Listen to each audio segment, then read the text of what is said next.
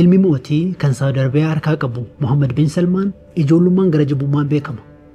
Gaaf tokko rasaasa xalayaa keessa kaa'ee abbaa seeraatti ergeera. Murtiin namicha kanaa tokkoon tokko keenya irratti dhiibbaa qaba.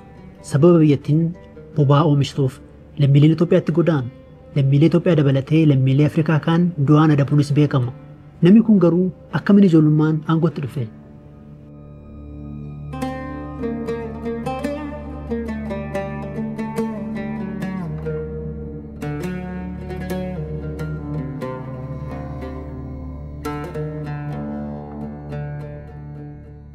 Addunyaan MBS'dhaan isa beekaa Mohammed bin Salmaan hoogganaan duraanii tika UK Sir John Sowers MBS yoo ibsu gara jabina wayii qaba akka namni itti darbu hin fedhu jedhu.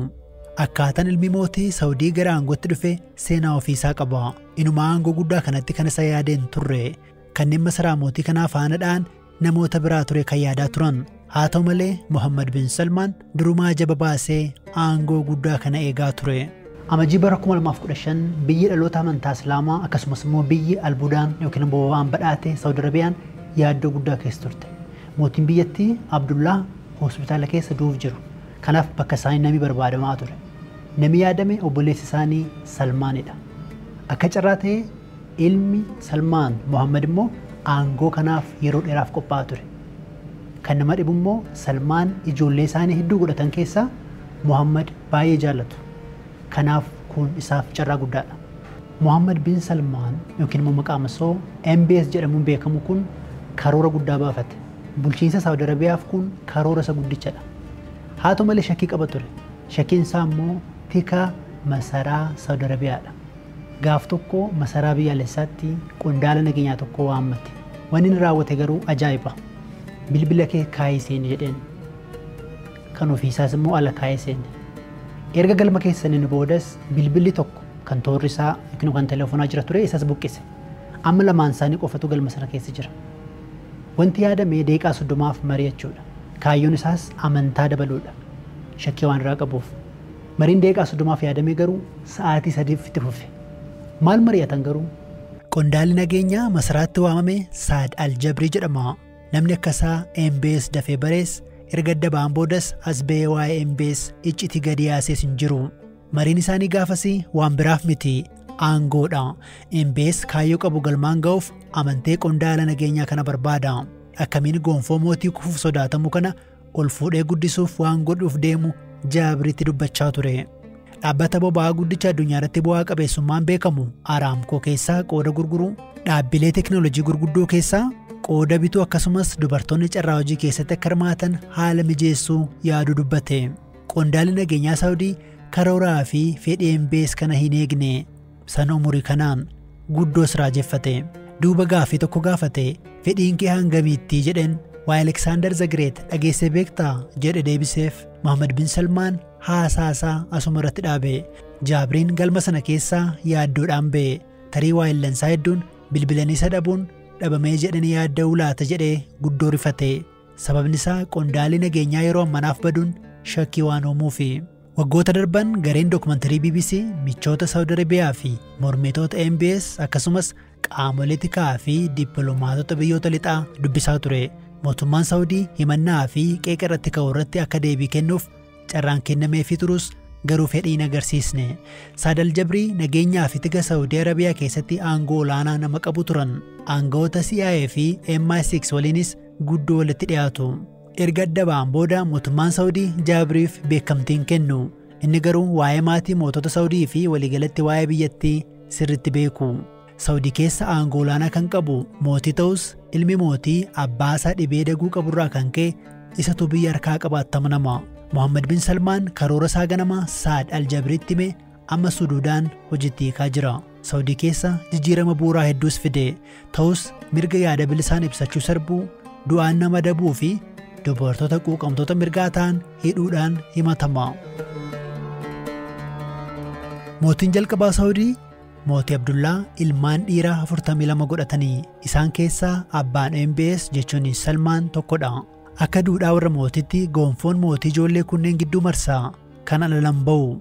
Ijoollee mootii kunneen keessaa lama bara 2011 fi 2012 du'aan boqotanii. Yeroo kanatti MBS xiqqaa ture.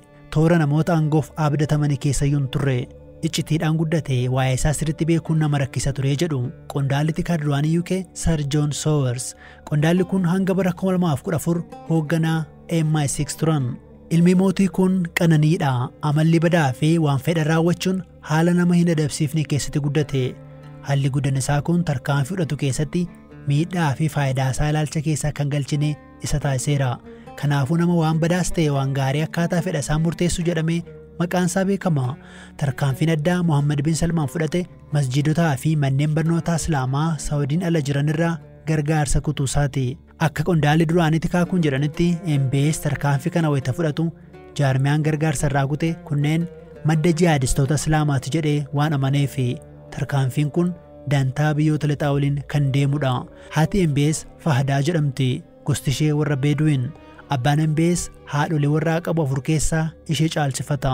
Dippiloomaatonni biyyoota lixaa akka amananitti mootii Salmaan waggootaaf rakkoo waa dagachuun waan qabaniif ilma isaanii kanatu isaan gargaara. Isaanis isa abdatu. Ta'us ilmi mootii kun hamma abbaan isaa mootii ta'utti obsa dhabee ture. Sababa kanatti bara 2014 ajjeechaa mootii Abdullaa obboleessa abbaa isaa jechuudha yaada akka ture gabaafameera. Mootiin Abdullaa qubeelaa summii qabu fayyadamuun akka ajjeefamuuf yaada dhiyeessee ture jedhu qondaalli nageenyaa duraanii Saawudii BBC'n dubbise. Of jajuuf kana godhatee hin beeknu nuti garuu xiyyeeffannaadhaan ilaallee jedhu Saad Al-Jabri.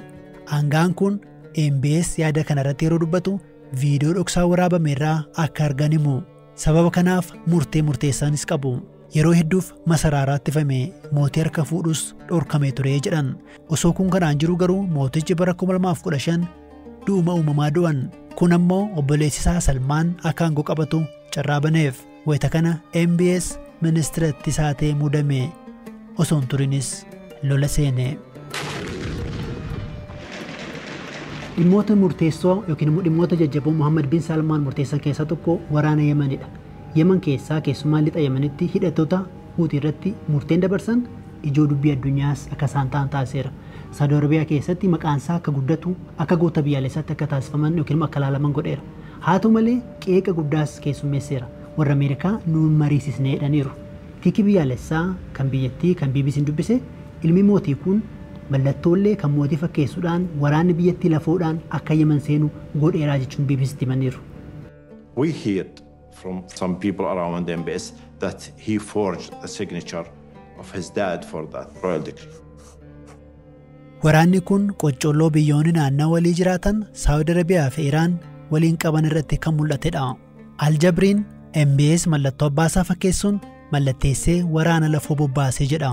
Waraanni lafoo akka seenu ajaji mootirraa dhufuu wayita dhageenyu baay'ee nu ajaa'ibee jedhe Jabriin.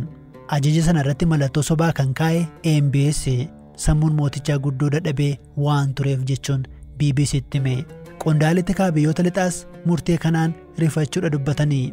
Whether he forged the document or not, I don't know, but it is clear that this was MBS's decision to intervene militarily in Yemen. It wasn't his father's decision. Jalqabarratti MBS akka waan dhimma tarkaanfii mootota Saawudiin hojiirra ooluu keessaa ala ta'etti ilaalamaa ture. Dargaggeessi waa'insaa wal xaxaa ta'ee fi tarkaanfii mataasaa fudhachuu malee seera qaama biraa kamuu fudhachuuf qophii akka hin taane booda barame. Mohammed bin Salmaan murteewwan ajaa'ibaa murteessuunis beekama. Bara 2017 wanni ta'e ijoo dubbii addunyaa ta'e ture. Fakkii kan Leonardo da Vinciin Yesus Kiristoos fakkeessuun kaasee maallaqa guddaan akka biteetti amanama. Nami bitee nama isaaf hojjetu kan kaffalee garuu Mohammed bin Salmaan. Maallaqa sun immoo $400 miliyoona fi $50 miliyoona 50. Takkaa fakkiif maallaqi ammanaa ba'e hin beeku. Murteen isaa kun akkitti namni kun yaadu kan agarsiisudha jedhu kan inni itti dhiyeenyaan hordofan. Isa qofaan miti biyyi isaa Saudi Arabiyaa booda kana kubbaa miilaa irratti baay'ee xiyyeeffatteetti. Bara 2034 waancaa addunyaa qopheessiti. Taphattoonni beekamoo kan akka Roonaaldoo fi kaan gara liigii Saudi Arabiyaatti dhufaniiru. Haa ta'u malee xiinxaltoonni Saaudiin sarbama mirgaa raawwattuu dhoksuudhaaf kana raawwatteedha.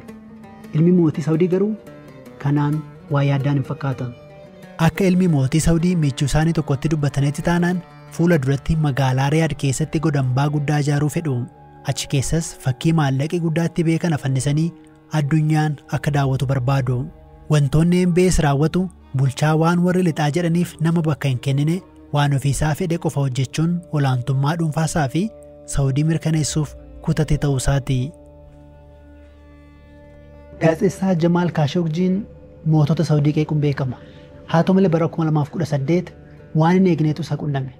Qonsila Saawudii Istaanbul jiru keessa seenee osoo hin beekneef reeffi isaa hin argamne.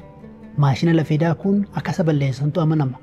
Ajjechaa isaatiin eegdota ilma mootii Saawudii dabalatee kanneen paaspoortii Saawudii Arabiyaa qabatan ni shakkamu. Sababa kanaaf qeeqi guddaa irratti dhiyaateera. Pirinstan Yuunivarsiitii keessatti kan barsiisan Profeesar Bernaard Haykal MBS waliin hariiroo jabaa qabu. Yeroo ajjechaan Kaashogjii dhaga'ame osoo hin turin karaa waatsaappiin Mohammed bin Salmaaniif ergaa erganii turanii. Kun akkamiin ta'ee jedheen gaafadhee jedhu. Akka yaadutti yeroo sana akka harrifatee ture. Tarkaanfiin fudhatame akkana nama yaalchisa jedhee hin hubannee ture jechuun dubbatu. MBS ajjechaan Jamaal Kaashogjii kan mootummaan isaatti karoorsee raawwate ta'uu amanee hin beeku. Ragaan tika US irraa guraandhala 2021 argame ilmi mootii kun ajjechaa sana qindeessuu keessaa akka harka qabu ibsa. Abbaan MBS mootiin Salmaan yeroo du'an MBS yoo lubbuun jiraate waggoota 50 taananiif Saawudii Arabiyaa bulchuu danda'a. Mohammed bin Salmaan Saawudii Arabiyaa jijjiiruuf hojjetaa jira.